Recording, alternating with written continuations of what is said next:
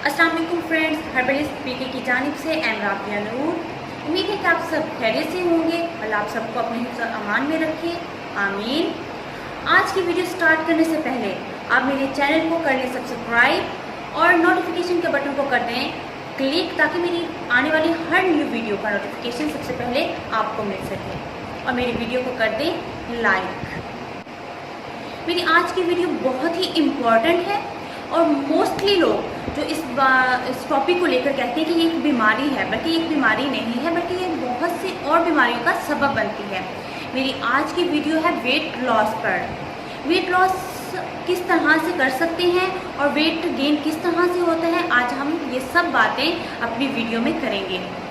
और first point जो मैंने यहाँ पे जो ना कंक्लूडेड किया है वो है केयरलेस। जिस तरह से हम अपने फेस को लेकर, अपने हैंड्स को लेकर जो ना केयर करते हैं ताकि हम अच्छे लगें, लुकिंग में अच्छे लगें, इसी तरह से हमारी बॉडी को भी केयर की ज़रूरत होती है।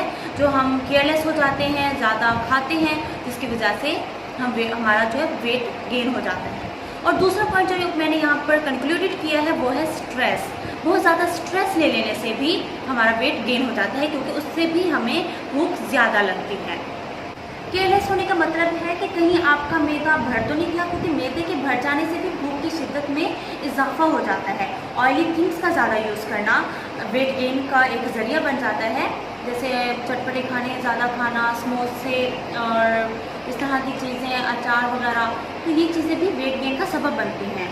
और कुछ खवातीन तो मैंने ऐसी देखी हैं जो सुबह का नाश्ता करती नहीं हैं, दोपहर में लाइट सा ले लेती हैं और रात को भरपूर खाना खाकर सोती हैं कि अब स्कूल से जो हम सो जाएंगे।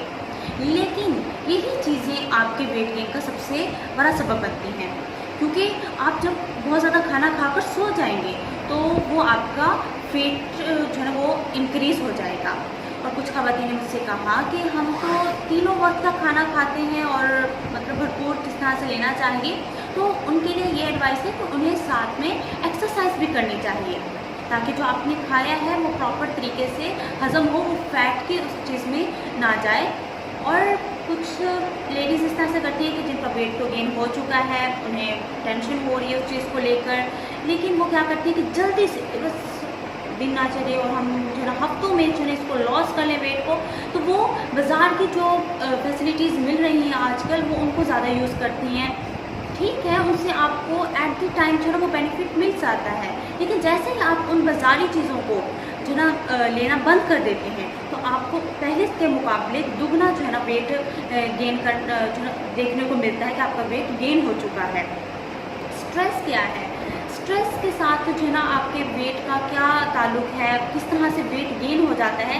क्योंकि जब आप स्ट्रेस लेना शुरू करते हैं तो लोग आपको कहते हैं कि आप मोटे हो गए हो, आपके अंदर एहसास कमतरी पैदा होना शुरू हो जाता है, क्योंकि लोग आपके ऊपर बार बार तनकीद करते हैं और आप समझते हैं कि ये पता नहीं कोई एक बहुत बड़ी चीज़ है जिसको मैं कंट्रोल नहीं कर सकती। नहीं, ये केयर के साथ कंट्रोल हो सकती है।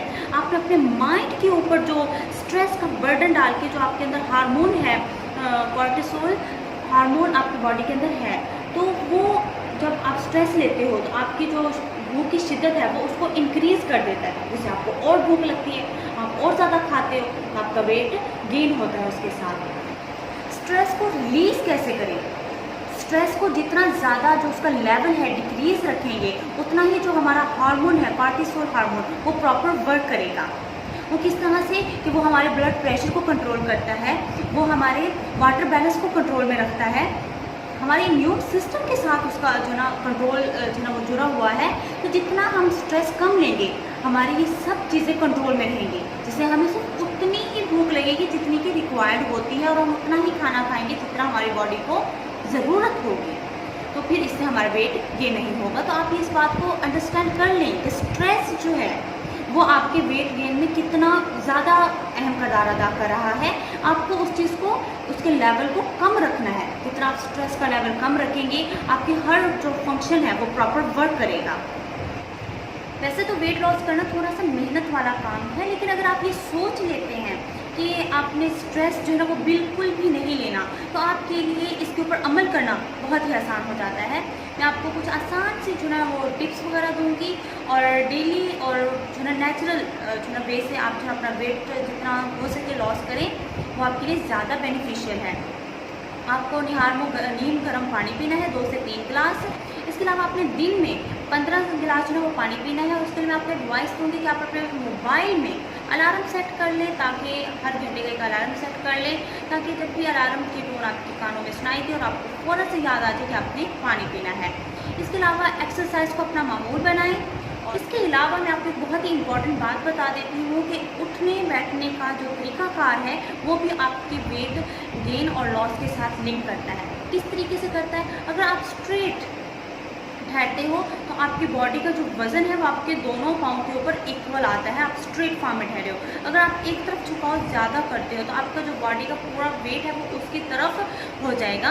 इसके आप 50 के हो और आप एक साइड के ऊपर ज़्यादा वज़न करके ठहरे हुए हो तो आप 55 तक के भी लग सकते हो, क्योंकि आप एक साइड के ऊपर ज़्यादा टर्न देकर जो है वो ठहरे हुए हैं। इसी तरह से बैठने के साथ भी इसका लिंक है। अगर आप ज़्यादा झुकाव ना दो बल्कि स्ट्रेट फॉरवर्ड में बैठो तो वो आप जो ना आपके जो वेट गेन है उससे कम जो ना गेन होगा बल्कि लॉस होगा।